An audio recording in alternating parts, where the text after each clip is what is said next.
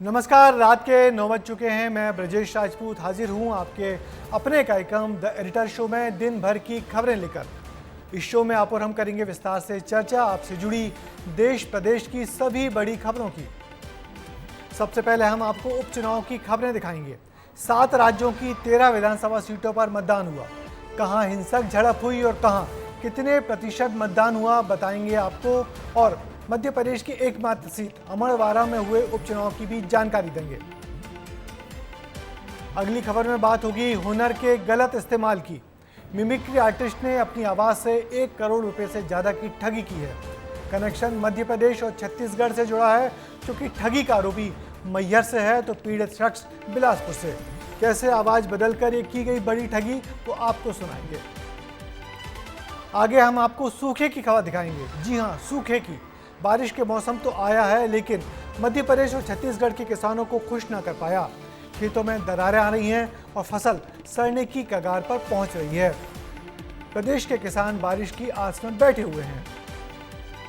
अगली खबर में बात होगी मध्य प्रदेश सरकार के नए विमान की, यानी मोहन सरकार लग्जरी एयरक्राफ्ट खरीदने जा रही है, जिसे कनाडा की कंपनी ने तैयार किया है। आप सोचेंगे कि आखिर नए विमान की जरूरत क्यों पड़ गई, तो इसके पीछे की वजह भी हम आपको बताएंगे आगे विस्तार से। और आखिर में आपको जगन्नाथ मंदिर लेकर चलेंगे।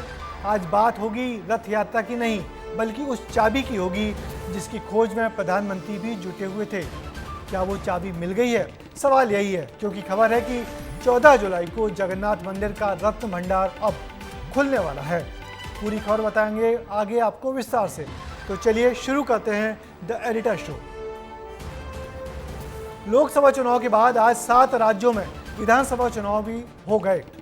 कुल 13 विधानसभा सीटों पर हुए उपचुनाव में पश्चिम बंगाल में हुए चुनाव में हिंसा हुई, मगर मध्य प्रदेश की अमरवाड़ा सीट पर हुआ उपचुनाव शांति से गुजर गया।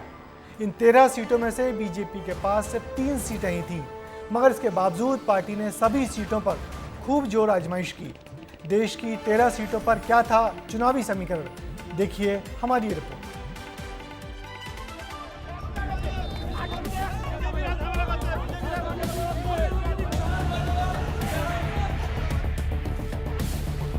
आज देश के 7 राज्यों की 13 विधानसभा सीटों पर उपचुनाव हुआ, जिसमें बिहार, पश्चिम बंगाल, तमिलनाडु, मध्य प्रदेश, उत्तराखंड, पंजाब, हिमाचल प्रदेश शामिल है।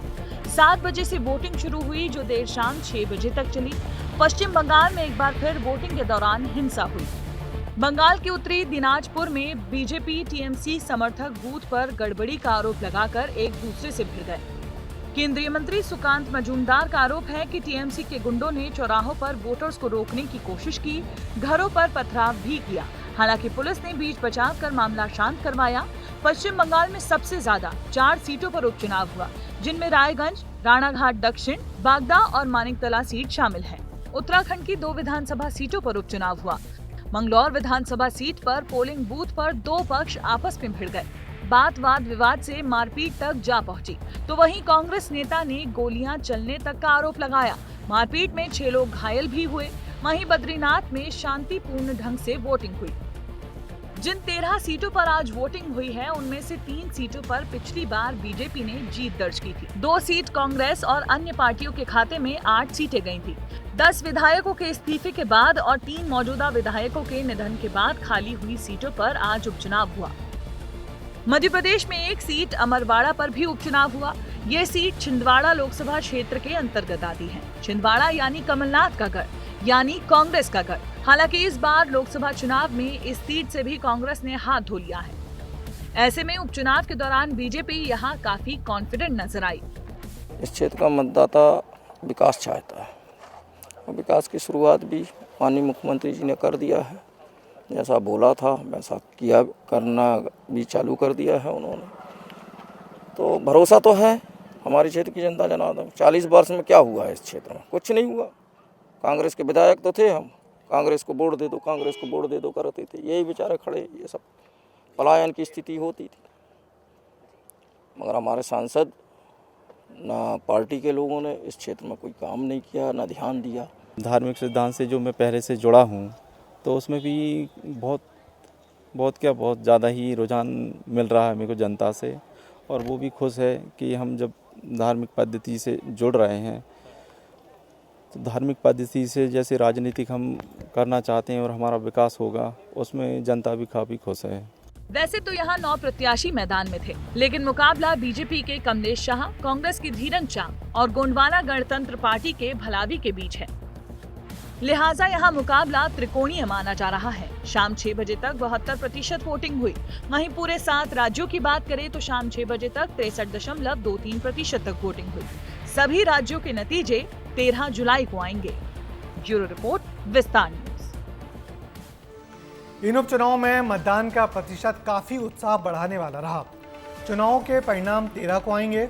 वैसे आपको बता दें कि इन उपचुनावों की रिजल्ट से किसी राज्य की सरकार पर कोई असर नहीं पड़ेगा, मगर इन सीटों में किस पार्टी का जोर चल रहा है समझ तो आ जाएगा।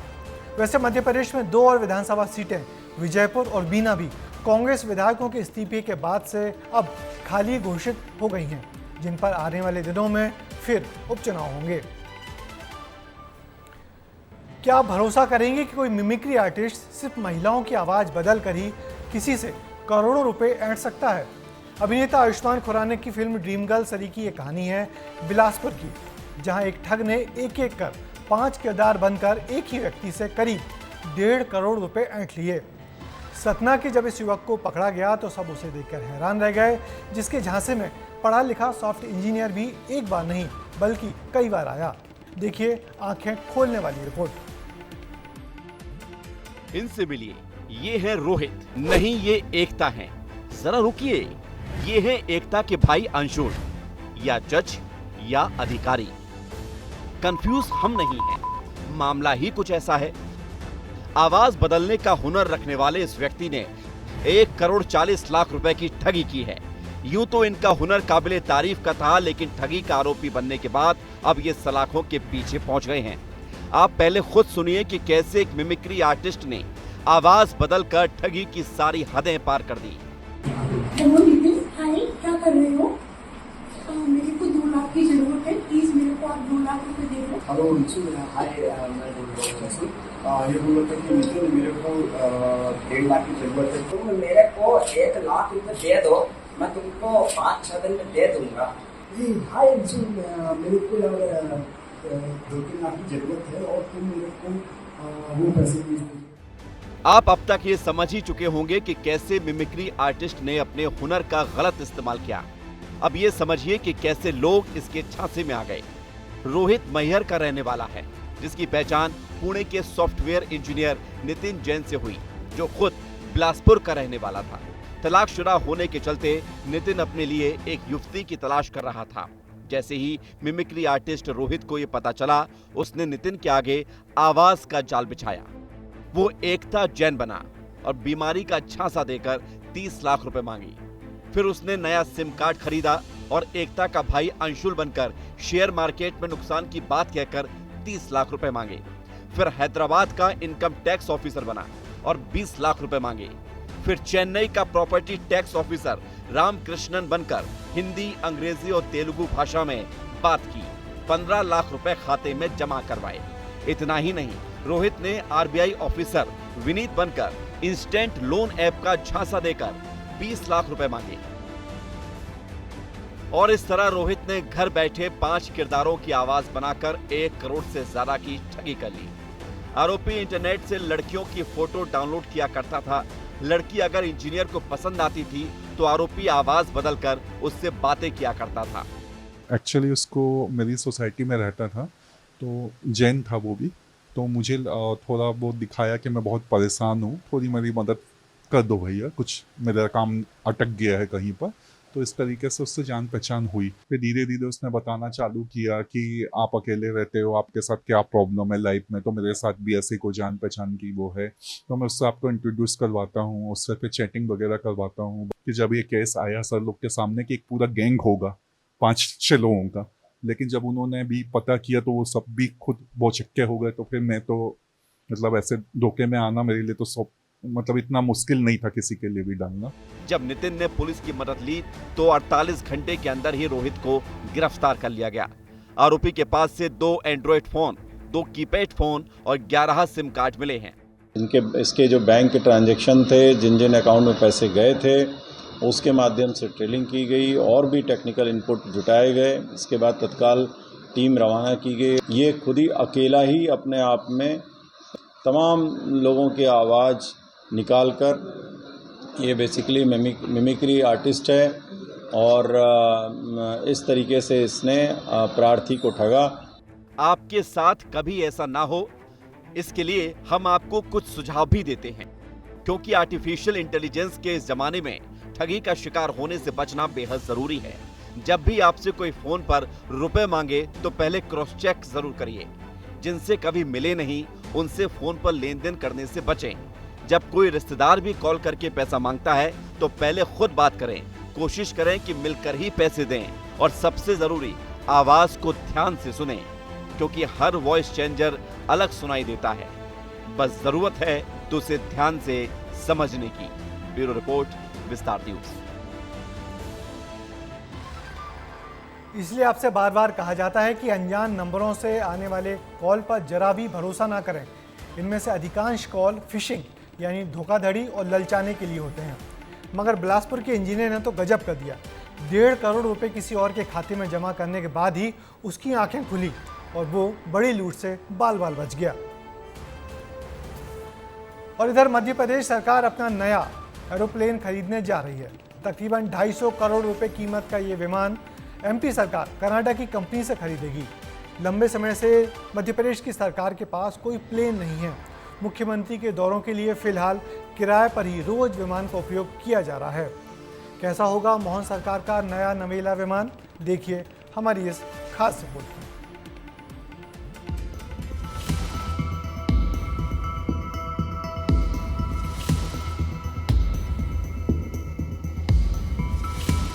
मध्य प्रदेश की सरकार कई सालों से विमान विहीन है।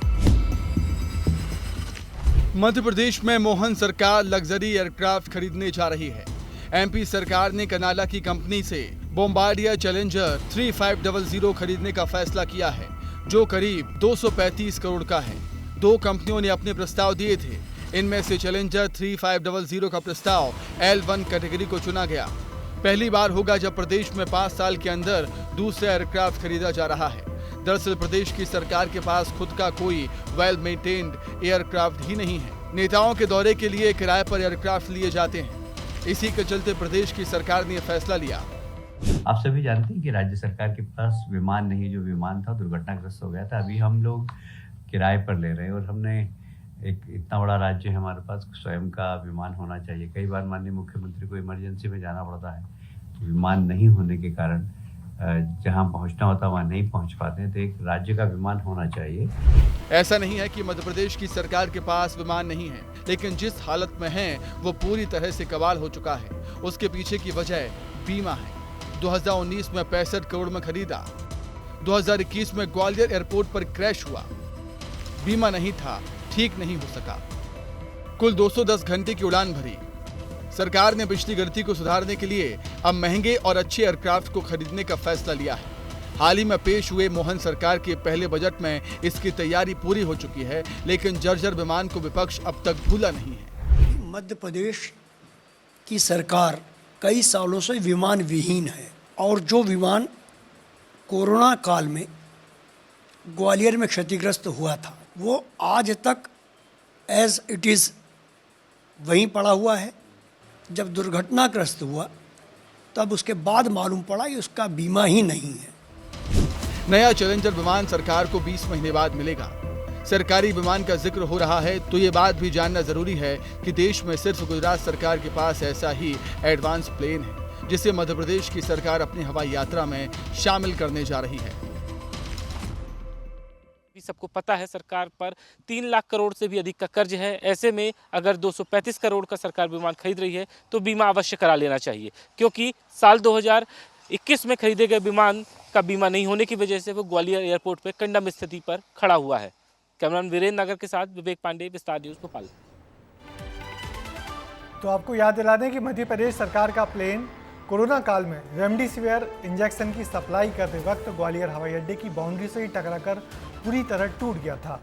और कोड़ में खाज की हालत तब बनी जब पता चला कि उस नए विमान का बीमा भी नहीं करवाया गया था। नतीजा ये रहा कि नया विमान कबाड़ के ढेर में तब्दील हो गया और अब 3 साल बाद सरकार नया विमान खरीदने की तैयारी कर रही है। मध्य प्रदेश और छत्तीसगढ़ में सक्रिय मानसून लगातार लुका छिपी का खेल खेल रहा है। दोनों प्रदेशों के कुछ इलाकों में तो मानसून जबरदस्त तरीके से बरस रहा है तो कहीं पर एकदम सूखा पड़ा है। मध्य प्रदेश के विंध्य में मानसून के बरसने का इंतजार हो रहा है तो छत्तीसगढ़ के सरगुजा और अंबिकापुर में भी पानी अच्छे से अब तक बरसा ही नहीं है। नतीजा ये है कि इन जिलों के खेतों में धान की फसल के रोपे बुरी तरह से सूख रहे हैं। देखिए मानसून की खेंच पर हमारी ये खबर। किसान को सूखे का खतरा, आखिर कब बरसेंगे बदरा। किसानों को इंतजार इसी बात का है कि जब मानसूनी बारिश तेजी के साथ हो। मानसून नाराज हो गया है और बारिश नहीं हो रही है। धान की जो नर्सरी है वो भी मरने के कगार पर है।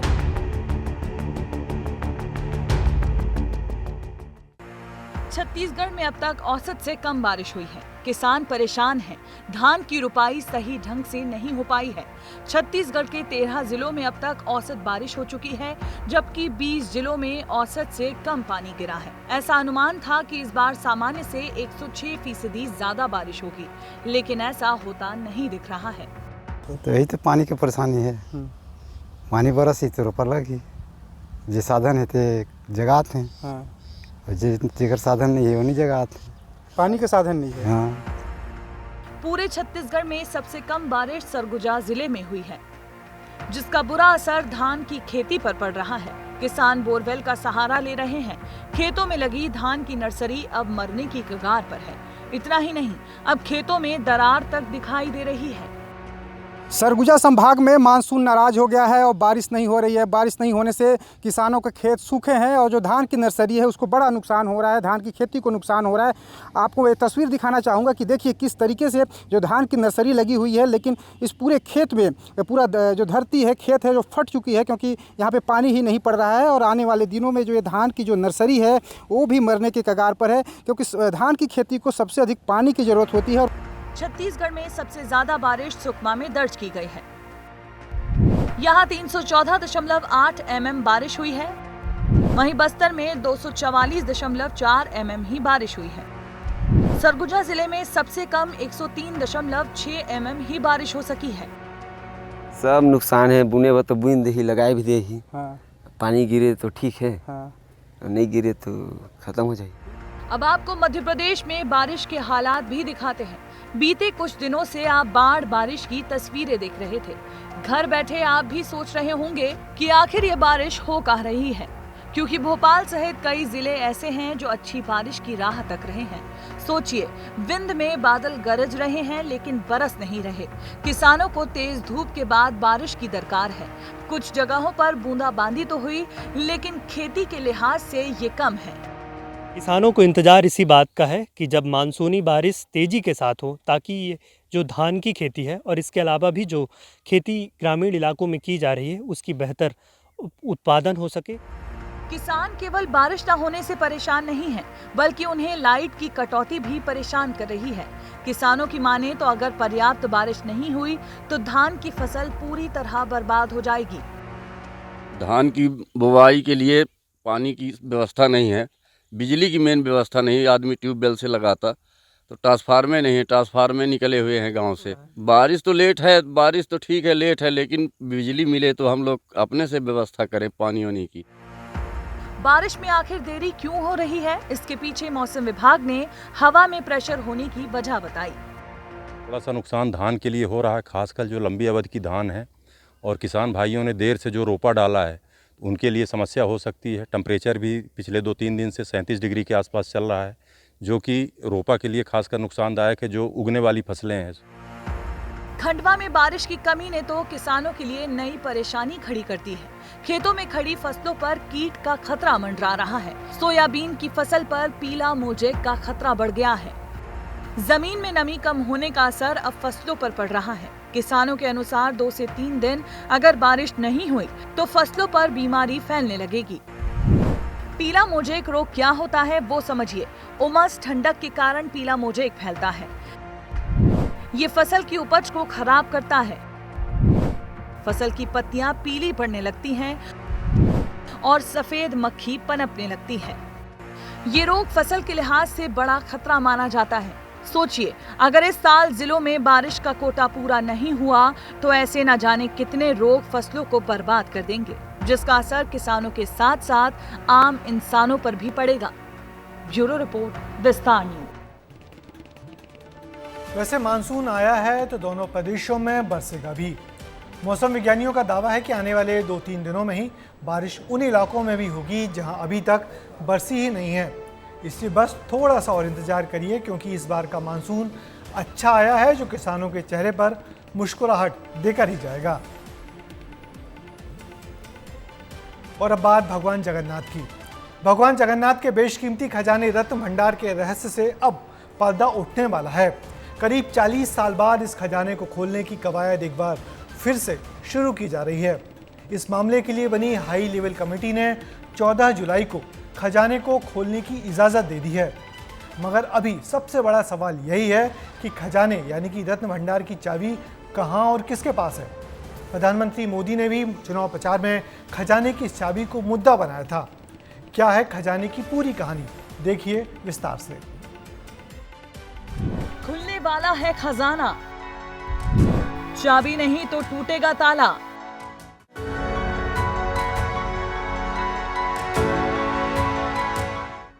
पिछले 40 साल से जगन्नाथ मंदिर का खजाना रहस्य बना हुआ है। अब उसे लेकर बड़ी खबर है। वो खजाना 14 जुलाई को खुलेगा। आखिरकार इसका दरवाजा 1985 में खुला था, लेकिन तब सिर्फ मरम्मत हुई थी। रत्न भंडार में मौजूद खजाने का लेखा जोखा आखिरी बार 1978 में लिया गया था। आखिरी बार खजाने में क्या मिला वो देखिए। आखिरी बार 1,49,610 ग्राम सोना मिला था और चांदी 2,58,000 ग्राम मिली थी। मंदिर बैंक में रकम करीब 600 करोड़ रुपए जमा है। 2018 में मंदिर प्रशासन ने रत्न भंडार के अंदर के चैम्बर को खोलने की कोशिश की थी, लेकिन तब उन्हें चाबी नहीं मिली थी और तभी से उड़ीसा की राजनीति गर्मा उठी। विवाद होने लगा। उड़ीसा के चुनाव में भी ये मुद्दा खूब उठा। उड़ीसा की धरोहर की कोई चिंता नहीं है। जगन्नाथ जी के श्री रत्न भंडार को लेकर जो कुछ हो रहा है उससे पूरा उड़ीसा बहुत गुस्से में है। अब लोग कहते हैं कि श्री रत्न भंडार की चाबी तमिलनाडु चली गई है, कहते हैं। बीजेपी ने तत्कालीन नवीन पटनायक सरकार पर चाबियों को तमिलनाडु भिजवाने का आरोप लगाया। मामला हाई कोर्ट तक पहुंचा। उड़ीसा हाई कोर्ट में सुनवाई हुई, जिसमें रत्न भंडार की एक डुप्लीकेट चाबी होने की बात सामने आई। 14 जुलाई को रत्न भंडार खोलने का प्लान बना। तत्कालीन सीएम नवीन पटनायक ने फरवरी 2024 में 12 सदस्यीय कमेटी तक बनाई, लेकिन तब से अब तक रत्न भंडार नहीं खुल सका है। श्री जगन्नाथ मंदिर प्रशासन की ओर से हलफनामे में बताया गया कि रत्न भंडार में 3 चैम्बर हैं।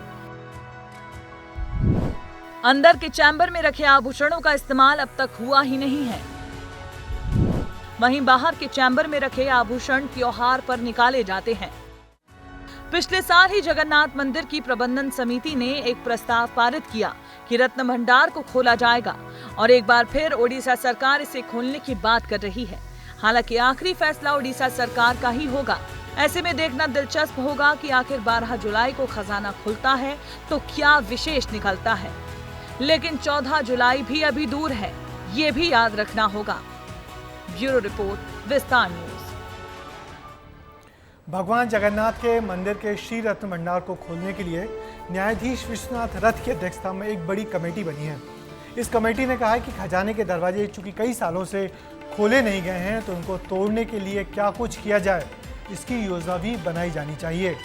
कमेटी के तेवरों से साफ है कि इस बार मंदिर के श्री रत्न भंडार का रहस्य खुलकर ही रहेगा और भक्त जान पाएंगे कि भगवान जगन्नाथ के खजाने में कितनी दौलत है।